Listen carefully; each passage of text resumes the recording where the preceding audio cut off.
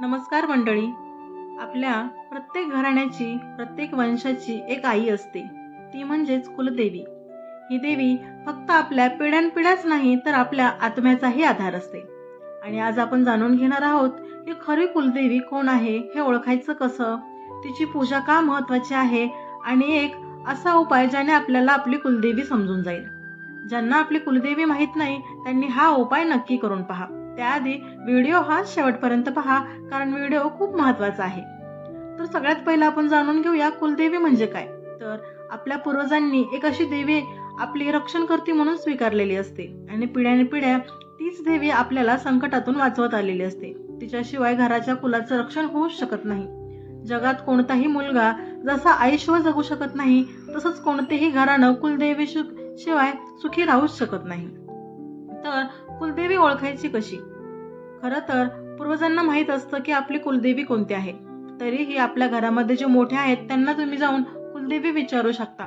त्यांनाही माहित नसेल तर तुम्हाला काही लक्षणं दिसतील. ती लक्षणं तुम्ही ओळखा आणि जाणून घ्या की हीच तुमची आई, हीच तुमची कुलदेवी आहे. त्यातलं पहिलं लक्षण म्हणजे तुम्ही जर एखाद्या मंदिरात गेलात आणि त्या मंदिरात गेल्यावरच तुम्हाला अंगावर शहारे आले असतील, डोळ्यात पाणी आलं असेल आणि मन भारावून गेलं असेल, तर समजून जा की हीच तुमची कुलदेवी आहे आणि ही तुम्हाला खुणवत आहे. दुसरं म्हणजे जर तुम्ही एखाद्या अडचणीत असाल किंवा काही जणांच्या घरी सतत आजारपण आहेत, वादविवाद आहेत, अडथळे असतात आणि ज्या क्षणी तुम्ही कुलदेवीची पूजा करता किंवा एखाद्या देवीची पूजा करता की लगेच तुमचं आयुष्य सुधारायला चालू होतं, की समजून जा ही देखील देवी तुमची कुलस्वामिनी आहे, तुमची कुलदेवी आहे. आणि तिसरं लक्षण म्हणजे हे तर खूप लोकांना आलं आहे, जसं की बऱ्याच जणांना स्वप्नात तेजस्वी स्त्री रूप, मंदिर किंवा देवीचा हात दिसतो. हा स्वप्नातील एक संदेश असतो की हीच तुमची देवी आहे. जर तुम्ही कुलदेवीला विसरलात तर त्याचे परिणाम देखील तुमच्या घरावर होतच असतात. जसं की वर्षातून एकदा का होईना कुलदेवीला भेट द्यायची असते, तिची साडी चोळणी ओटी भरायची असते, तिचा मान सन्मान करायचा असतो, पूजा करायची असते. पण या गोष्टी जर तुम्ही केल्या नाहीत तर कुलदेवी नाराज होते. जर कुलदेवी नाराज झाली तर घरामध्ये कलह वाढतो, मुलांना प्रगती मिळत नाही, पैशांची ओढाताण सुरू होते, मानसिक तणाव वाढतो, त्यासोबत संतान प्राप्ती होत नाही किंवा अनेक घरांमध्ये लग्नांच्या संदर्भात मुलांचे जे लग्न असतील त्यांमध्ये अडचणी यायला चालू होतात. आणि बऱ्याच लोकांचा असा अनुभव देखील आहे की त्यांनी त्यांच्या कुलदेवीची सेवा केल्याच्या नंतर या अडचणी त्यांच्या दूर झालेल्या आहेत. तुमचाही कोणता जर खास अनुभव असेल तर मला कमेंट बॉक्समध्ये नक्की सांगा.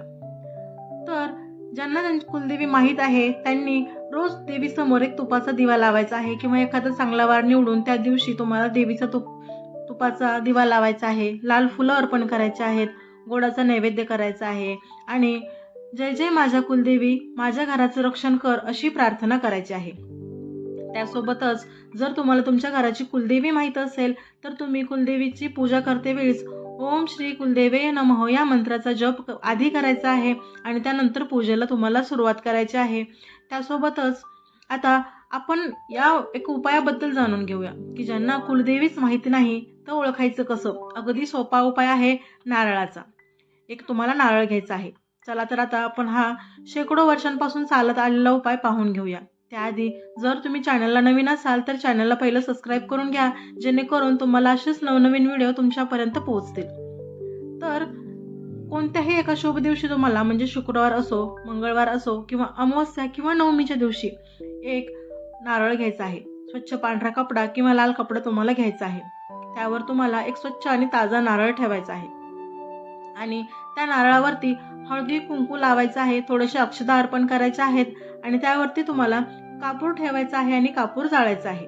आणि जोपर्यंत कापूर जळत नाही तोपर्यंत तुम्हाला हा नारळ हातामध्ये ठेवून देवीकडे तोंड करून बसायचं आहे, तुमच्या देवाऱ्यामध्ये बसायचं आहे, पूजा करायची आहे आणि मनातली मनात म्हणायचं आहे, आई माझी खरी कुलदेवी कोण आहे हे मला सांग, मला तुझं नाव जाणून घ्यायचं आहे. आणि हा नारळ तुमच्या डोक्यांवरून 3 वेळा फिरून परत स्वच्छ ठिकाणी ठेवायचा आहे. कापूर ठेवल्यामुळं हा नारळ तडा जातो, याला नारळ फुटला जातो. जो तुम्हाला हा उपाय 3 शुक्रवार, 3 मंगळवार किंवा कोणतेही 3 दिवस निवडून तुम्हाला हा उपाय करायचा आहे. आणि हे असं केल्याच्या नंतर देवी साक्षात तुमच्या स्वप्नात येऊन तुम्हाला दर्शन देईल किंवा आधी सांगितल्याप्रमाणे कोणते ना कोणते एक संकेत तर नक्की देऊन जाईल. आणि हा जर अनुभव तुम्हाला आला असेल तर मला नक्की कळवा. बऱ्याच जणांना दुसऱ्या किंवा तिसऱ्या दिवशी स्वप्नात देवीचं रूप दिसतं, कधी मंदिर दिसतं, तर कधी कधी तिचं नाव सांगतं. कधी कधी तर असं होतं की काही लोक तुम्हाला स्वतः येऊन तुमच्या देवीचं नाव तुम्हाला सांगून जातात. तर लगेच स्वप्न पडलं नाही तर चिंता करू नका. नारळ हा पाण्यात विसर्जन करा आणि परत दुसऱ्या शुभ दिवशी तुम्हाला हाच उपाय करायचा आहे. हा उपाय तुम्हाला 3 वेळा 3 वेगळ्या दिवशी करायचा आहे. कोणताही संकेत तुम्हाला देवी नक्की देईल. एकदा का तुमची खरी कुलदेवी तुम्हाला समजली की आयुष्य वेगळं वाटायला तुम्हाला चालू होईल. कामं सुरळीत होतील, घरामध्ये शांतता येईल आणि मनामध्ये समाधान देखील राहील. आणि कुलदेवीच्या आशीर्वादाशिवाय कोणतीही गोष्ट होणं शक्य नाही. त्यामुळे मनामध्ये विश्वास ठेवूनच तुम्ही ही प्रार्थना आईपुढे मांडा. पण लक्षात ठेवा, तिच्या कृपेसाठी मोठ्या हवन यज्ञांची गरज नसते. फक्त श्रद्धा, साधेपणा आणि तिचं नाव आठवणं हेच पुरेसं आहे. तरीही खूप प्रयत्न करून झाले आणि तुम्हाला तुमची कुलदेवी आणखीही समजत नाही, तर तुमची एखादी ग्रामदेवता असेल किंवा तुमच्या आजूबाजूची कुठल्या प्रसिद्ध अशी